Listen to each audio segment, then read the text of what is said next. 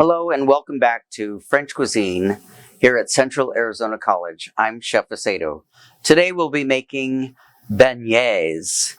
Beignets can best be described as small, airy pillows that are covered and doused with powdered sugar. They are light, airy pillow pastries. Beignets are classified as choux pastries. This means that they are made with high moisture dough that creates steam during the cooking process. The steam is what brings a rise to the finished pastry rather than the rising agent like yeast. Perhaps you find this a little confusing, considering that I just told you beignet dough is yeasted. Most contemporary beignet recipes do include yeast, but even with the use of it, the wetness of the dough is what ultimately creates the fluffy beignets we recognize today. The exact history of beignets is a little foggy, considering it is a pastry that has been dating back to the 16th century France, and it has a number of cultural cousin pastries. We do know that beignet is a French word for fritter, but even this name stems from another culture. The origin of the word beignet can be traced to the Celtic language, meaning to rise. Although now considered a French pastry, the beignet is thought to have connections as far back as ancient Rome. The Romans were known to make scibita, a dessert also made of the high moisture dough that cooked in boiling animal fat. It is also thought that the French beignet may have an Andalusian influence, the recipe traveling from Spain into France via the Mediterranean Sea. This influence can be seen when considering the Spanish word sopapilla. Like both the beignet and the scibita, and the sopapilla, it is fluffy, pillow pastry that is fried. Unlike the square beignet, however, the Spanish sopapilla is usually cut into triangles or circles. Now on to the recipe. Now we're ready to make the beignet dough. We're going to start with our yeast and warm water. Notice how it is foaming on top. That's a good sign that it's working. Put that into the mixer. I'm also going to use a dough hook attachment. Then I'm going to add my pre-measured milk,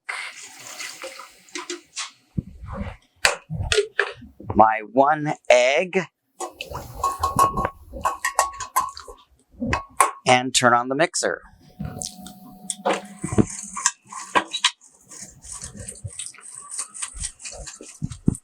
I'm also going to add my pre-measured salt and half the flour. Half the flour. Once it gets thoroughly blended, we will add the other half.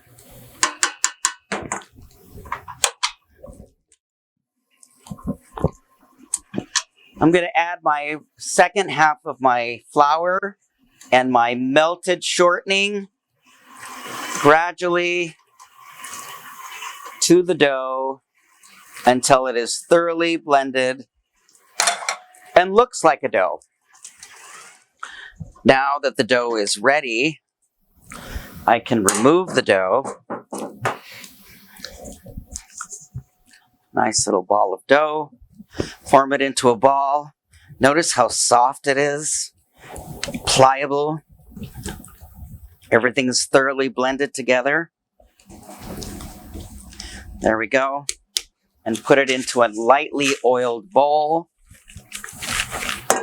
and let it rise. Cover it with saran wrap.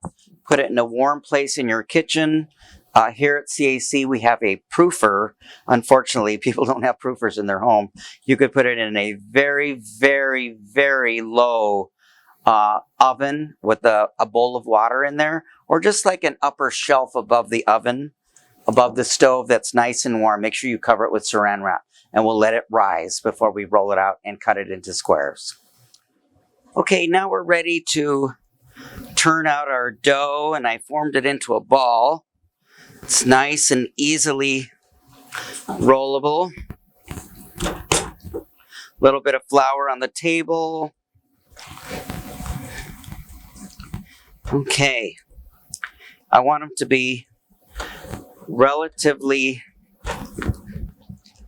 the dough to be rolled out relatively thick. We're not making a pie. We're going to cut them into squares. Traditionally, they are in squares or rectangles. If I was so inclined, I could use a cutter of some sort. Completely not necessary though. I'm going to turn up my oil till it's very hot. Get ready to put it into the hot oil and fry them. Remember, these are practically just like donuts. And we'll be ready to fry as soon as I finish cutting. Okay, I put about 1 inch of oil into my pan. It's up as high as it'll go. I'm going to add very carefully my cut dough pieces into the fat. This is going to take somewhere between 6 to 9 minutes so that they're thoroughly cooked all the way inside. Be careful.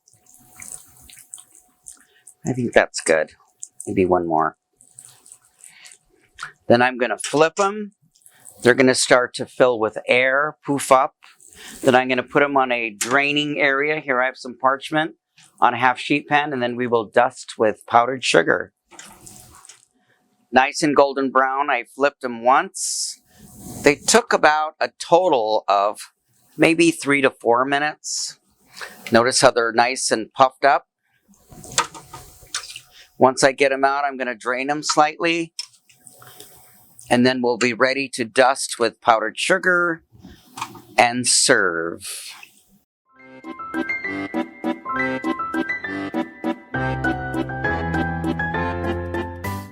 Delicious beignets with powdered sugar. Bon appetit!